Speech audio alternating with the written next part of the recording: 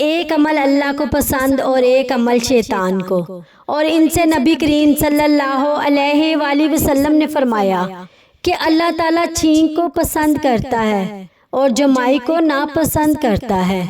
اس لیے جب تم میں سے کوئی شخص چھینکے اور الحمدللہ کہے تو ہر مسلمان پر جو اسے سنے حق ہے کہ اس کا جواب یا رحمک اللہ سے دے، لیکن جمائی شیطان کی طرف سے ہوتی ہے، اس لیے جہاں تک ہو سکے اسے روکے، کیونکہ جب وہ منہ کھول کر ہاں ہاں ہاں کہتا ہے تو شیطان اس پر ہنستا ہے۔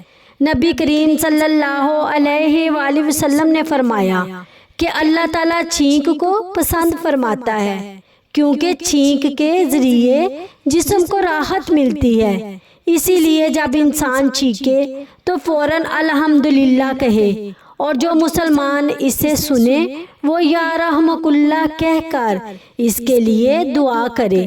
اس طرح ایک معمولی سا عمل بھی مسلمانوں کے درمیان محبت، دعا اور اخوت کا ذریعہ بن جاتا ہے۔ اس لیے برعکس بلا ضرورت جمائی لینا یا جمائی کے وقت منہ کھولا چھوڑ دینا پسندیدہ عمل نہیں۔ رسول اللہ صلی اللہ علیہ وآلہ وسلم نے ہمیں سکھایا کہ جب جمائی آئے تو حتی الامکان اسے روکنے کی کوشش کرے، اور اگر نہ رک سکے تو ہاتھ یا کپڑے سے منہ ڈھانپ لے۔